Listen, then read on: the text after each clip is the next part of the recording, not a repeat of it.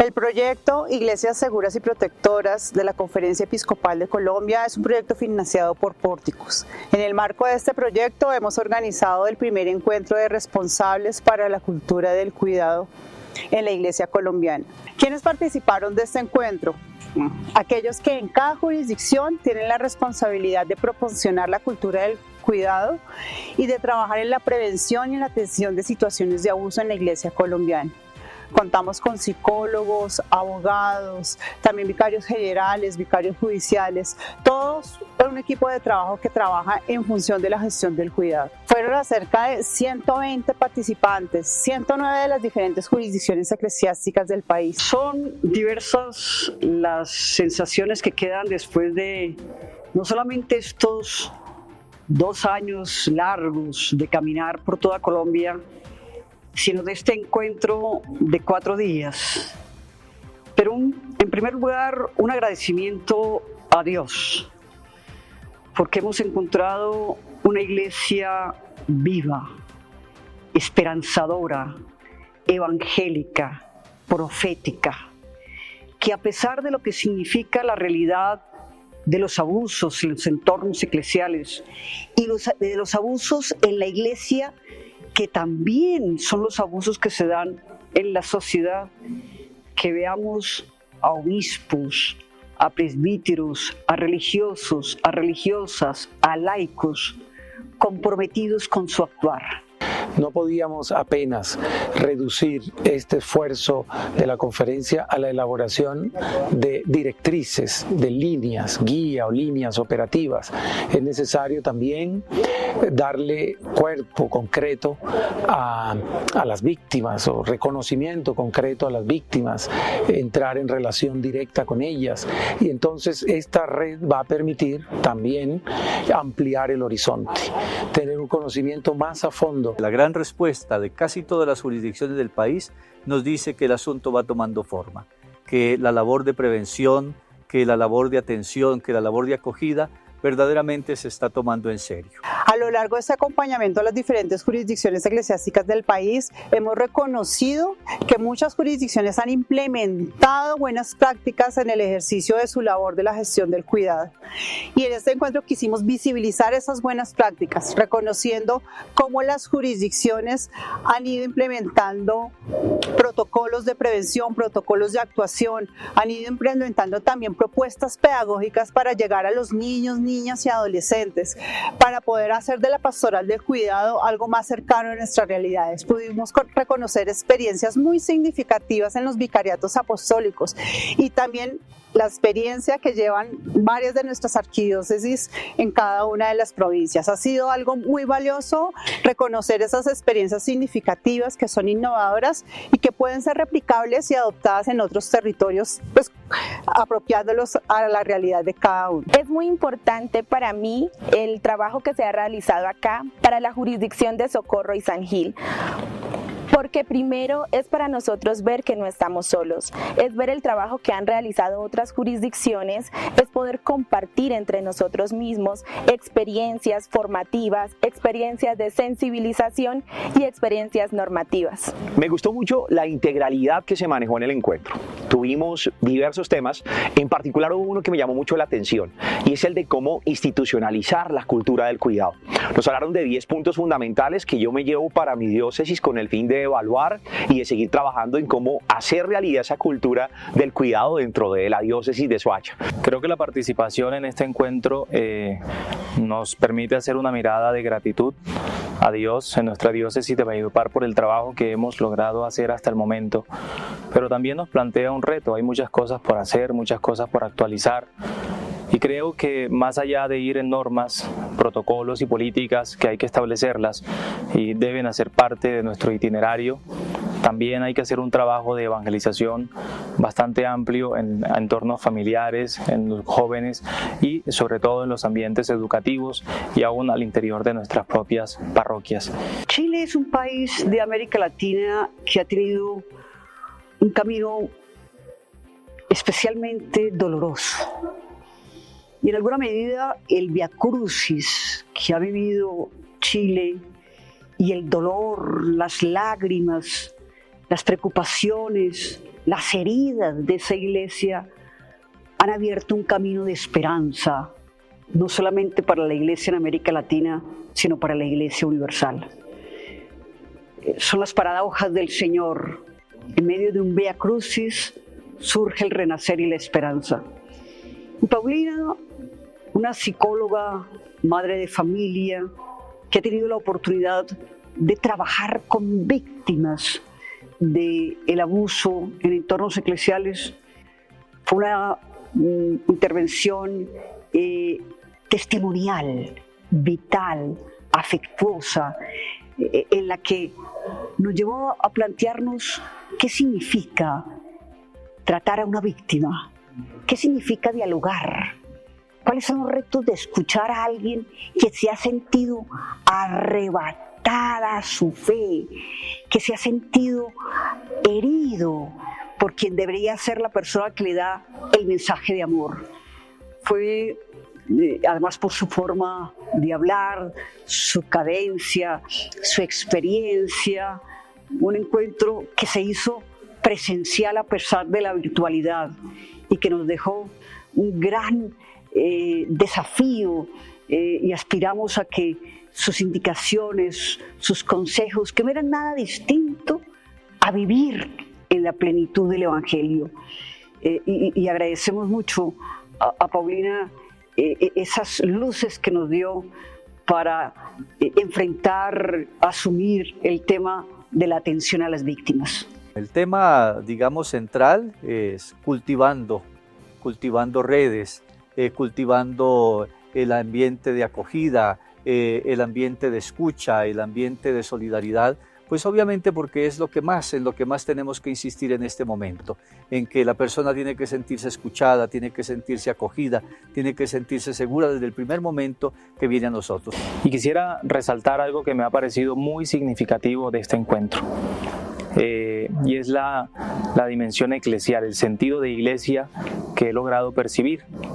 Puedo decir que muchos laicos participan con alegría de muchas actividades eclesiales, catequistas, responsabilidades como lectores en las parroquias, en la sacristía y en el canto, y todas estas cosas se hacen con mucho agrado en realidad, pero esto es doloroso.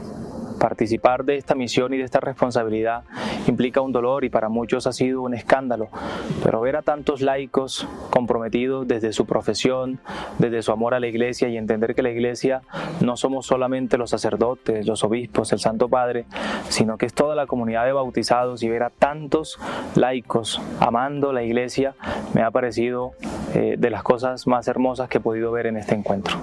Durante este primer encuentro analizado en qué estamos, qué se ha logrado en institucionalidad, qué se ha logrado en formalización de líneas guía, qué se ha logrado en buenas prácticas, pero no hemos querido simplemente reducir nuestra capacitación a cuestiones meramente funcionales ni técnicas. Por eso nos dimos a la tarea de reflexionar sobre una antropología del cuidado, sobre lo que significa ser hombres y mujeres cuidadoras, pero además en una sociedad fragmentada, dividida, que nos escinde, que realmente exalta o la técnica o el cuerpo. Se me confió, sí, hacer una presentación sobre la espiritualidad del cuidado, y eso responde a una reflexión al interior del Consejo Nacional. Ellos ya habían percibido con claridad que no es suficiente concentrar, o más bien reducir, la cultura del cuidado a la elaboración de instrumentos técnicos de tipo canónico o formativo o de cualquier otro tipo de recursos para salirle al paso a esta necesidad profunda de la Iglesia. Y entonces, guiados por esa reflexión, llegamos a una intuición de fondo. En realidad, los abusos en la Iglesia no surgen apenas por fallas estructurales o sistémicas o simplemente exteriores, o porque los filtros no funcionaron no, las rutas no se activaron, no.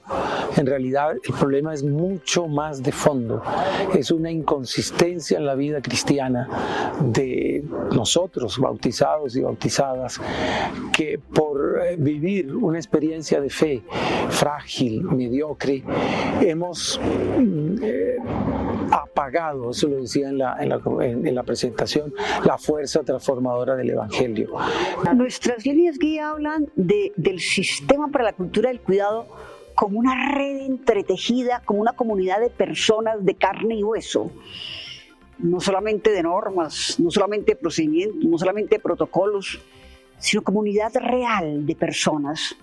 Y por lo tanto, lo que quisimos es identificarnos primero con nombres, primero sabiendo quiénes somos, dónde estamos, cuáles son nuestros datos, para comprometernos a trabajar, por un lado, y creo que fue uno también de los resultados de este encuentro, provincialmente, y ayudarnos unos a otros. No todos en la iglesia estamos en este tema, ni todas las jurisdicciones eclesiásticas están en el mismo nivel, pero tenemos que ayudarnos, y ese es el sentido de la red, entretejer para caminar juntos, para ayudarnos, para caminar con otros en la identificación de problemas, pero también en la búsqueda de soluciones comunes. Nos vamos con muchos contactos. De hecho, formamos un grupo de nuestra zona aquí, con Zipaquirá, con Bogotá, con otras jurisdicciones cercanas, para poder apoyarnos los unos a los otros. Todos estamos haciendo camino, pero no estamos solos. El aprender de esas experiencias es bastante valioso. Se hizo un juego de roles con las diferentes jurisdicciones, donde se presentaron diferentes casos que pueden llegar a una oficina del cuidado. Y eso fue bastante enriquecedor. Fue primero ponernos en el lugar de dramatizar las situaciones que se nos pueden presentar, pero también al momento del análisis logramos identificar diversas estrategias, lograr una iluminación de por dónde abordar determinados casos, qué aspectos tener en cuenta. Entonces creo que ese también es un plus de este encuentro y que rescato mucho porque nos sirvió para integrarnos muchísimo y para aprender juntos. Nosotros no podemos quedarnos en la formalización de líneas guía. Tenemos que trabajar, escuchar, atender a las víctimas. Y creo que ese es el llamado que también hemos recibido, de ir un paso más, de formarnos para escuchar, de formarnos para actuar, de formarnos para reparar. Y esta es una manera que tenemos de decir, esto no puede quedar simplemente en un compromiso, en una proclamación de que la víctima está en el centro. La reparación también no es un acto final, es un acto también inicial. Y la escucha de la víctima es una forma de reparar. Los abusos en sí mismos representan un problema identificable en su concreción, es decir, se registran en la institución, pero ellos son en realidad reveladores de una insuficiente experiencia de fe. Yo lo expreso de esta manera. En la frase, un cristiano cometió un abuso, hay en esa frase una contradicción en sí misma, porque un cristiano, si lo es de verdad, no va a cometer abusos, y un abuso no puede venir de un cristiano.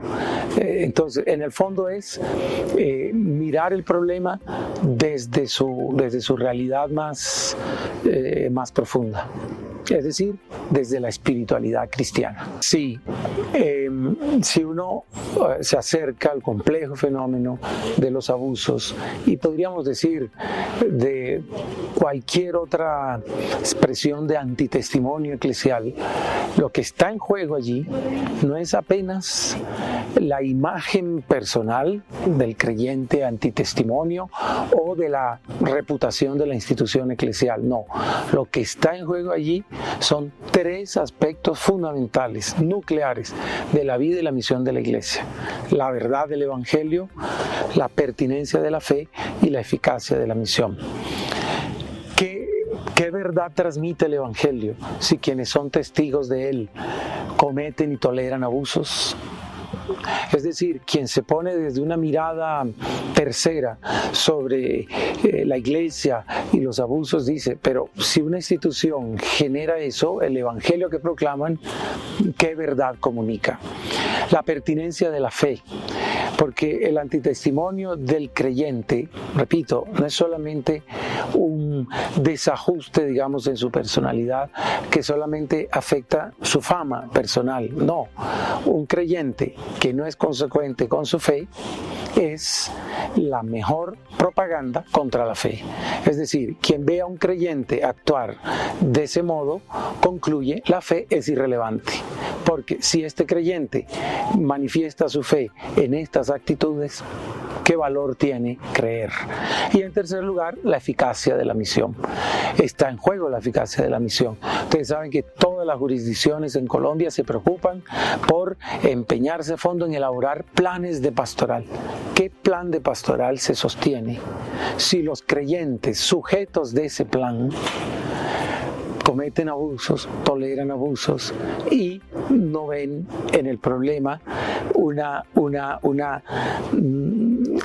confesión de autoculpabilidad ante la desfiguración, la desconstrucción del evangelio en su modo de actuar? No somos ingenuos de pensar que ya todo se logró. Hay muchas cosas que nos hacen falta y con sinceridad lo hemos reconocido. Pero para nosotros este primer encuentro nos llena de optimismo y nos llena de esperanza de que en verdad vamos trabajando para generar unos espacios, unos ambientes eclesiales cada vez más seguros para nuestros niños, niñas, adolescentes y para nuestros adultos vulnerables. Desde la Comisión Episcopal seguimos haciendo esfuerzos por integrar tanto al Consejo como a la oficina, como a los delegados, como a la gran red de apoyo en esta generación de la cultura del cuidado. Me voy de este encuentro con mucha alegría por conocer también sobre las otras jurisdicciones, por poder encontrarnos, por poder ver esta red real, que pues muchas veces lo hablamos, pero hoy lo materializamos en este primer encuentro. Conferencia Episcopal de Colombia.